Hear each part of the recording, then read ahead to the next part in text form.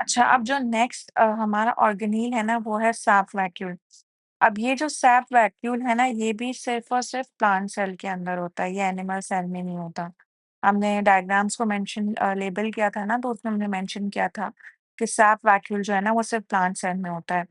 अच्छा, अब अगर इसके स्ट्रक्चर को देखें ना, तो ये सिर्फ़ और सिर्फ़ प्लांट सेल में होता है। सबसे पहला तो ये इसका स्ट्रक्चर है, फाउंड इन प्लांट सेल, ठीक है?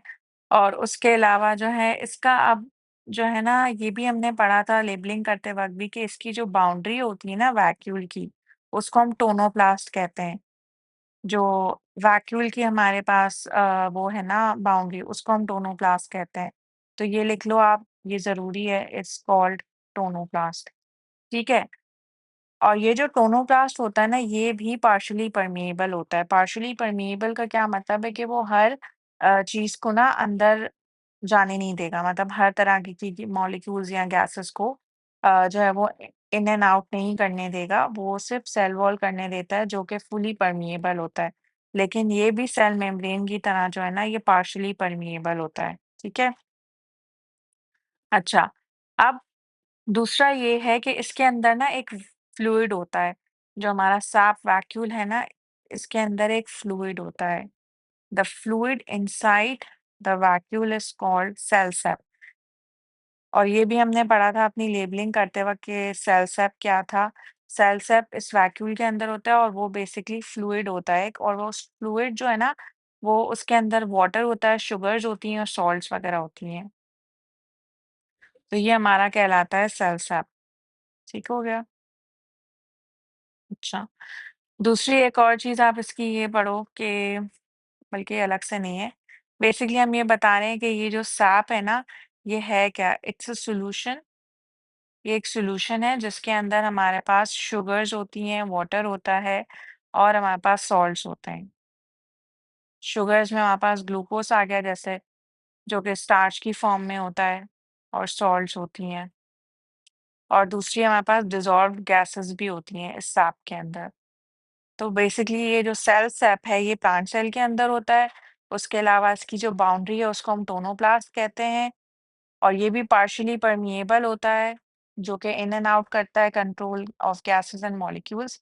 और इसके अंदर एक फ्लूइड होता है वैक्यूल के अंदर, जिसको हम सेल सेप कहते हैं। और सेल सेप एक सॉल्यूशन है जिसके अंदर हमारे पास water, sugar, salt and dissolved gases होती हैं। अब आ जाते हैं हम इसके फंक्शन के ऊपर। जो सेल सेप का फंक्शन है, उसका मेन जो पहला फंक्शन है, वो तो ये है कि अब क्योंकि इसके अंदर पानी है, तो इसका जो मेन फंक्शन है ना, वो क्या करता है कि वो जो सेल है ना, उसको उसके प्रेशर को मेंटेन करता है। मतलब ये है कि जैसे हमने ये पढ़ा था कि जब भी सेल के अंदर ज़्यादा पानी आ जाता है ना, तो वो टर्जिड हो जाता है, स्वेल हो जाता है। अब क्योंकि यहाँ पे पानी है ना, अगर ऐसा भी हो कि प्लांट के अंदर बिल्कुल ही पानी खत्म हो जाए। एक तो हमने ये पढ़ा था कि जब पानी ज़्यादा हो जाए और सेल जो है वो फूल जाता है, टर्जिड हो जाता है, तो फिर उससे जो है वो सेल वॉल जो है उसको रिजिड होता है ना वो सेल वॉल, तो वो उसको जो है वो फटने से, बर्स्ट आउट करने से रोकता है। दूसरी ये चीज़ है कि अगर पानी जो है नहीं हो बिल्कुल, अब जैसे यहाँ पे हम एक प्लांट सेल बना देते हैं ना, अब ये एक प्लांट सेल है। अब इसके अंदर बिल्कुल पानी कम हो तो प्लांट प्लांट सेल बिल्कुल ऐसे फ्लेक्सिट हो जाएगा।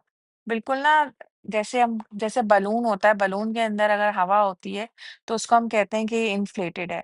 लेकिन इसी तरह से अगर आप बलून से जो है वो हवा निकाल दो, तो वो बिल्कुल डिफ्लेटेड हो जाएगा। तो इसी तरह से अगर सेल्स के अंदर पानी ना हो, तो वो डिफ्लेट हो जाएँगे। इसलिए जो है वो वैक्यूल का होना ज़रूरी है। वैक्यूल जो है उसके अंदर क्योंकि वो है हमारे पास फ्लूइड्स हैं, वाटर है उसके अंदर, तो वो सेल के अंदर जो प्रेशर होता है ना उसको मेंटेन करता है और वो सेल को फर्म बनाता है। This makes cell firm and maintain its shape. उसको बिल्कुल डिफ्लेट भी नहीं करता, जैसे बलून है वो बिल्कुल डिफ्लेट हो जाएगा अगर उसके अंदर से हम गैस निकाल दें। इसी तरह से अगर प्लांट सेल के अंदर ये वैक्यूल ना हो, पानी ना हो, तो उससे क्या होगा, बिल्कुल डिफ्लेटेड हो जाएगा। ये यहाँ पे मैंने जो बनाया है ना, ये हमारे पास डिफ्लेटेड, यहाँ पे इसको हम डिफ्लेटेड तो नहीं कहेंगे, हम फ्लैक्सिड कहते हैं कि ये फ्लैक्सिड प्लांट सेल है, क्योंकि यहाँ पे पानी की कमी है इसके अंदर। ठीक है? वो ये सारे कॉन्सेप्ट्स हम आगे जाके भी डिटेल में पढ़ेंगे कि टर्जिट क्या होता है और फ्लैक्सिड क्या होता है, उससे क्या होती है।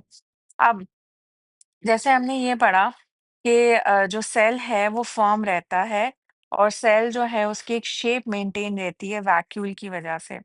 अब इसकी एक और नीड ये है कि अगर जो है वो प्लांट सेल फ्लैक्सिड हो, तो उससे होता क्या है? अब उससे ये होगा कि अगर प्लांट सेल जो है ना बिल्कुल इस तरह सा जो है ना बिल्कुल इस तरह बिल्कुल छोटा-छोटा, क्योंकि इस तरह प्लांट सेल के अंदर किसी भी लीफ के अंदर ना बहुत सारे सेल्स होते हैं। तो अगर इस तरह के हमारे पास बहुत सारे सेल्स हों, तो जो सनलाइट है ना, वो सही से नहीं पहुँचेगी उस पे, सेल के ऊपर। अब ऐसा क्यों है?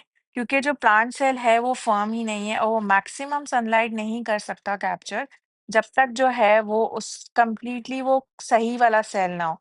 अब इसका आप सरफेस एरिया देखो और इसका आप सरफेस एरिया देखो, तो इसका सरफेस एरिया कम है, इसका सरफेस एरिया ज़्यादा है।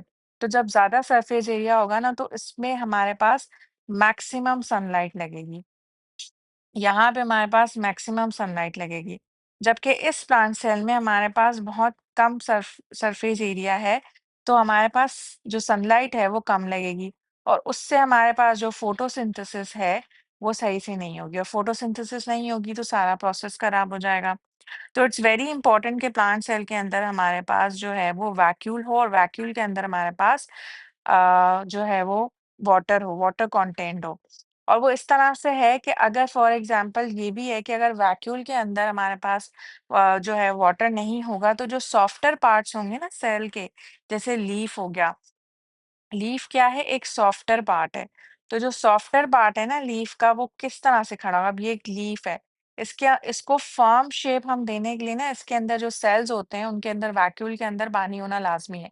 वरना वो इस तरह से होगा सॉफ्ट है ना, उसको आप खड़ा कैसे करोगे इस तरह से? जैसे अगर वो ट्री पे हमारे पास यहाँ पे इस तरह से पत्ते बने हुए होते हैं ना, तो अगर वो जो है वैक्यूल के अंदर पानी नहीं होगा तो वो लीव्स क्योंकि सॉफ्ट पार्ट हैं किसी भी सेल के, तो वो सही से फर्मली खड़े नहीं होंगे, फर्मली स्टैंड अप नहीं होंगे, ठीक है? ये पहला फंक्शन था कि वैक्यूल जो है ना उसके अंदर पानी होता है, वो सेल को फर्म रखता है और उसकी शेप को मेंटेन करता है। इसका जो दूसरा फंक्शन है वो ये है कि जो रूट हेयर सेल्स होते हैं जो कि हमारे पानी को एब्ज़ॉर्ब करते हैं। रूट हेयर सेल्स जो हैं वो एब्ज़ॉर्ब करते हैं वाटर को। दूसरा ये फंक्शन है, एब्ज़ॉर्ब्स वाटर थ्रू ऑस्मोसिस और डिफ्यूज़न। अच्छा, मैं ऐसे क्यों लिख रही हूँ कि ऑस्मोसिस और डिफ्यूज़न? क्योंकि इसकी एक्सप्लेनेशन ये है कि प्लांट सेल जो है, मैंने बताया था कि अगर वो नॉर्मली जो है वो प्लांट सेल जो है वो वाटर एब्ज़ॉर्ब करता है, तो वो डिफ्यूज़न के थ्रू भी हो जाएगा।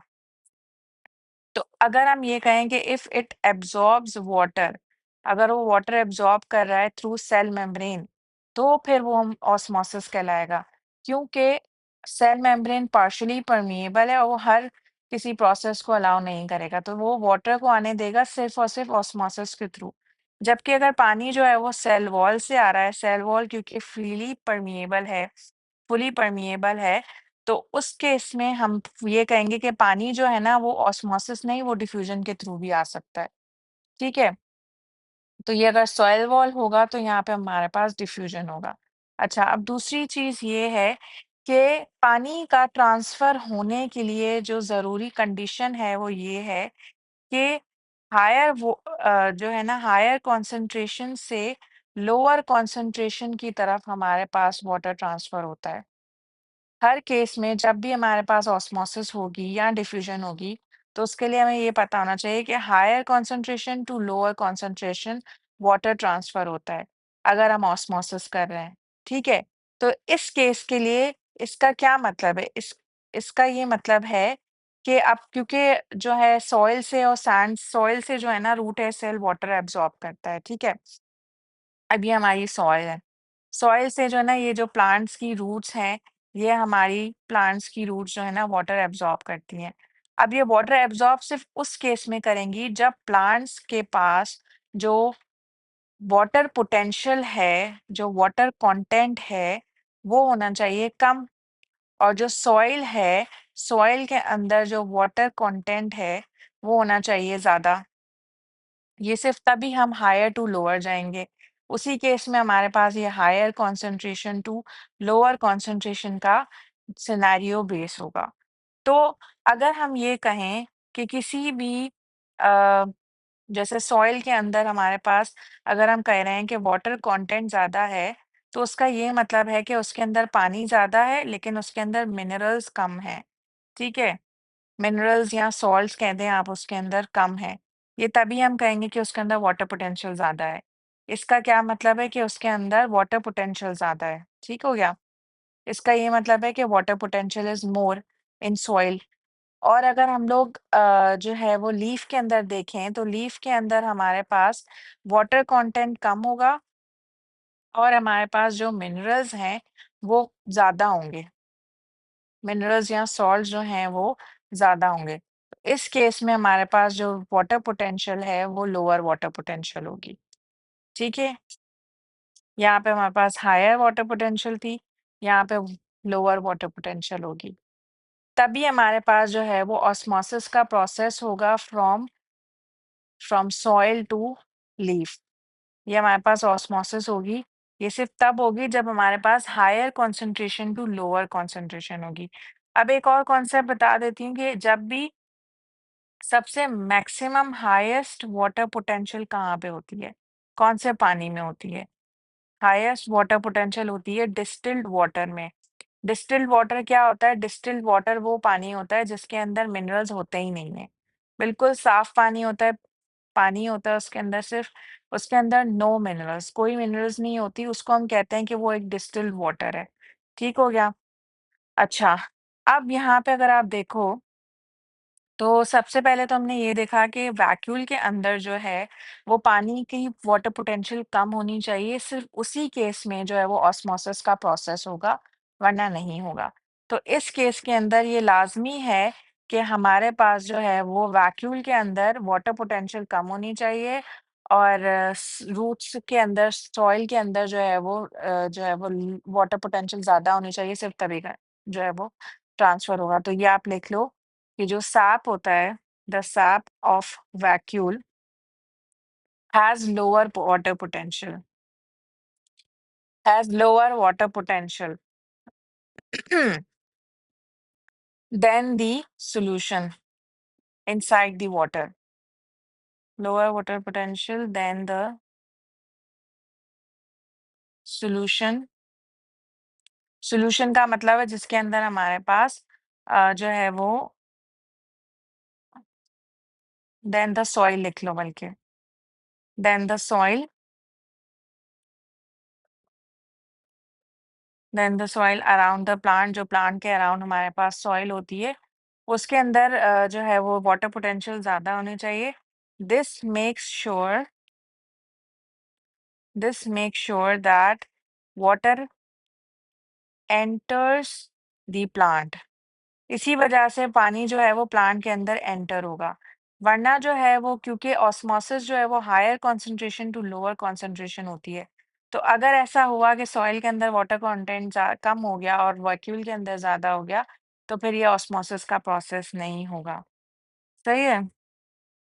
तो इट्स इम्पोर्टेंट कि आपके जो रूट हेयर सेल है, रूट हेयर सेल से आपके पास जो है वो प्लांट सेल में वाटर ट्रांसफ़र होना चाहिए। और वाटर ट्रांसफ़र इसलिए ज़रूरी है क्योंकि हमने ये पढ़ा कि प्लांट के अंदर जो वैक्यूल होता है, सेल मेम्ब्रेन के पास जो ये वैक्यूल है, इसके अंदर हमारे पास सेल सेप होता है और सेल सेप के अंदर हमारे पास वाटर होता है जिसके अंदर वाटर हो गया, मिनरल्स शुगर्स हो गई और सॉल्ट हो गई, ये सारी गैसेज़ हो गई। तो ये सब कुछ जो है हमारे वैक्यूल के अंदर होगा और अगर हमारे पास लीफ के अंदर वैक्यूल नहीं हुआ तो वो उसको बिल्कुल फ्लैक्सिड बना देगा, बिल्कुल जैसे बलून से हवा निकाल देते हैं, वैसा हो जाएगा और फिर उसका सरफेस एरिया कम हो जाएगा तो उसकी फोटोसिंथेसिस सही नहीं होगी, तो सारा प्रोसेस खराब हो जाएगा।